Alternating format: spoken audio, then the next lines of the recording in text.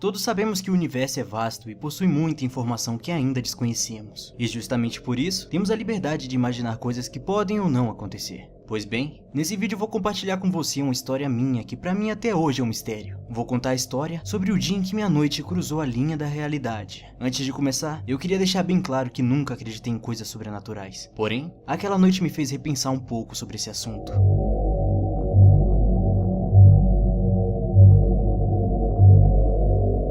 Era uma noite comum, em que eu e meu irmão tínhamos ficado de castigo, trancados no quarto. Nessa época nós tínhamos 12 anos. Por volta de 10 horas da noite, lembro como se fosse ontem, minha mãe tinha colocado o ventilador dentro do quarto com o fio ligado na tomada de fora, passando o fio por baixo da porta. Essa informação não seria interessante se fosse só isso. Porém, quando deu por volta de 11 horas da noite, todo mundo tinha ido dormir, inclusive eu e meu irmão. Naquele momento, eu lembro de ter levantado para ir ao banheiro. Eu dormi em um beliche na cama de cima. Assim que acordei, eu fiz o que sempre fazia. Olhei para baixo para ver se tinha algum demônio tentando devorar meu irmão, mas como de costume, não tinha nenhum demônio. Mas tinha algo tão assustador quanto.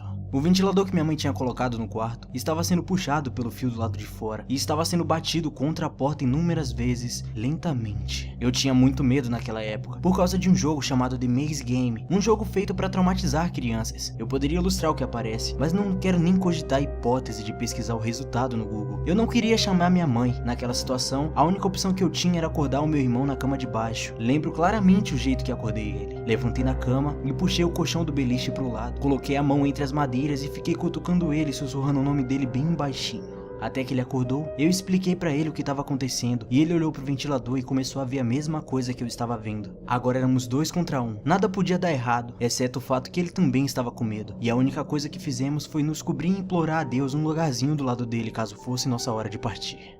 Só que o ventilador não foi a única coisa que aconteceu naquela noite. Passaram-se 30 minutos e o ventilador ainda estava batendo contra a porta. E nós dois estávamos suando frio. Foi quando notamos que a janela do quarto estava começando a ser clareada por uma luz verde intensa. E foi aí que a noite virou um bug sem sentido, que até hoje eu não sei dizer o que aconteceu direito. A luz ficava acendendo e apagando várias vezes. O ventilador estava sendo batido contra a porta cada vez mais rápido. E do nada começou a fazer um barulho muito alto de um trem passando. E outro ruído que eu não sei dizer o que era. A cada minuto, uma coisa diferente acontecia.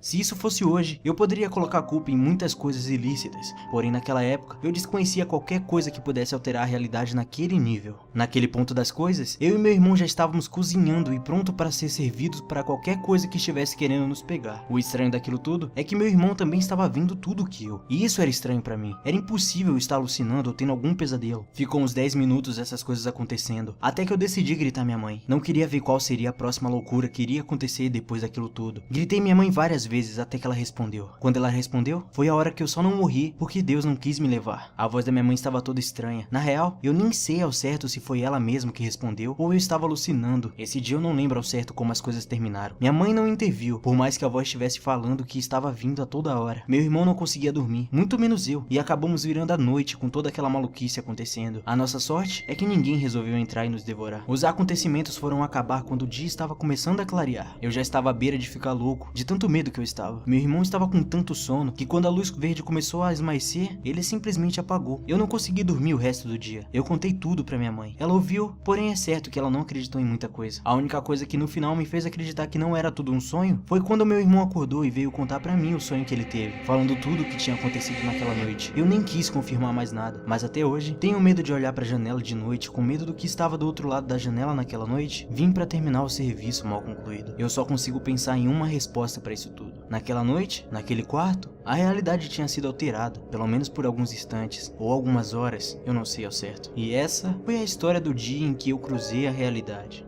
Se você curtiu esse vídeo, compartilha com um amigo.